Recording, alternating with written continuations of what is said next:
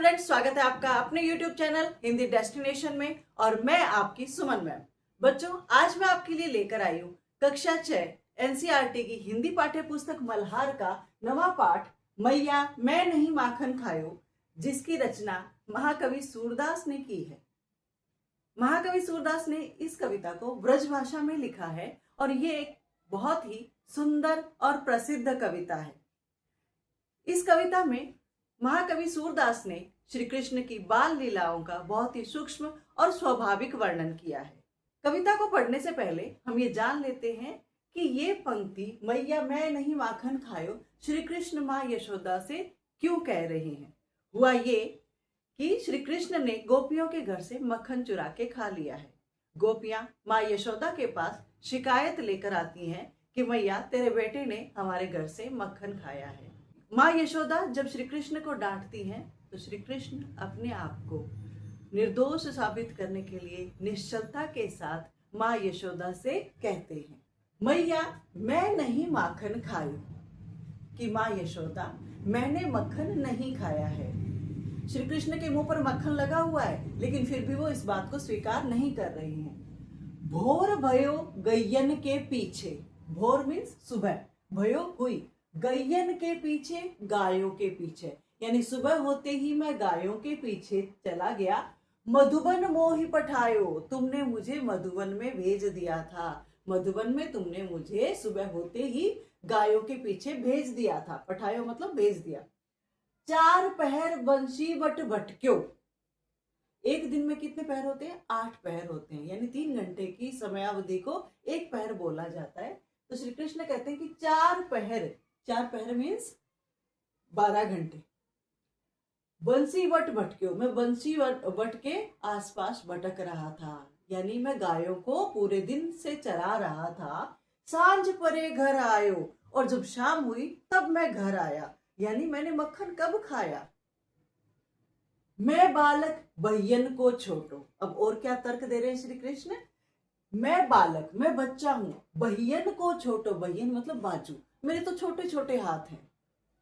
छीको के ही विधि पायो, कि छीका मैंने, के ही विधि मतलब किस तरह से, पायो मिला, मेरे को छीके तक मेरे हाथ कैसे गए। मैं तो बहुत छोटा सा बच्चा हूँ, छीका तो इतना ऊंचा टांगते, पहले के समय में छीका टांगते थे, उसमें दूध मक्खन दही वगैरह रख देते थे ताकि उसमें चींटी वगैरह ना घुसे और कोई बिल्ली ना पी जाए। उसकी सुरक्षा के लिए उसको छीके में लटका दिया जाता था, वो हाइट पर लटकाया जाता था। तो श्री कृष्ण कहते मैं तो छोटा सा बच्चा हूँ, मेरे छोटे छोटे हाथ हैं, मैं कैसे वहां तक पहुंचा। ग्वाल बाल सब बैर परे हैं। अब एक और तर्क क्या दिया उन्होंने कि देखो मेरे छीके तक तो हाथ जाते नहीं, अब मेरे मुंह पर जो मक्खन लगा है वो कैसे लगा है कि ग्वाल बाल, जो सारे ग्वाले हैं, वो सारे बच्चे सब बैर परे हैं, वो सारे मेरे दुश्मन हो गए हैं। बैर मतलब दुश्मनी रखना, तो वो मेरे सारे दुश्मन हो गए हैं। बरबस मुख लपटायो, बरबस मतलब जानबूझकर बलपूर्वक, मुख लपटायो, मेरे मुख पर मक्खन लगा दिया है। तू माता मन की अति भोरी, यशोदा माँ तू बहुत ही भोली है। भोरी मतलब भोली, बहुत भोली हो। इनके कहे पति आयो, कि ग्वाल बालों ने जो बोला उनकी बातों पर विश्वास कर लिया और आप मुझे डांट रहे हो। पति आयो मतलब उनकी बातों में आना। जिए तेरे कछु भेद उपजी हैं।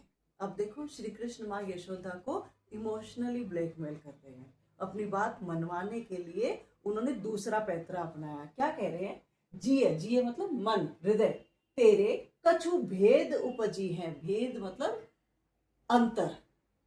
श्री कृष्ण माँ यशोदा के वो गोद लिए हुए थे, अब कह रहे हैं कि तेरे मन में कुछ भेद आ गया, अंतर आ गया है। उपजना मतलब आ गया है।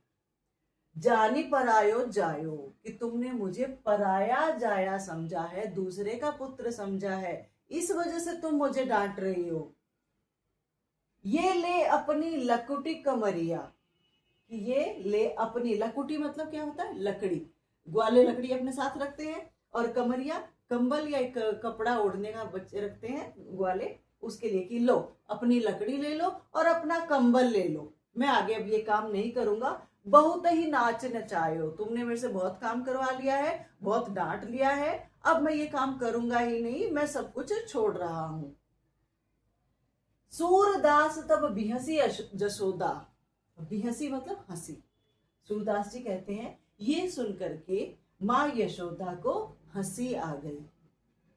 ले उर कंठ लगायो, उर मतलब हृदय, ले श्री कृष्ण को लेकर के हाथ बाहों में लेकर के अपने गले से लगा लिया, यानी माँ यशोदा अपना सारा गुस्सा भूल गई और श्री कृष्ण को प्रेम से गले लगा लिया। तो बच्चों, ये थी आज की कविता की एक्सप्लेनेशन। आशा करती हूँ कविता आपको अच्छे से समझ में आ गई होगी। वीडियो में आप लोग लास्ट तक बने रहे, इसके लिए बहुत बहुत धन्यवाद। वीडियो को अपने दोस्तों के साथ शेयर कीजिए। अगर चैनल पर नए हैं तो चैनल को सब्सक्राइब कीजिए। मिलते हैं अगले वीडियो में।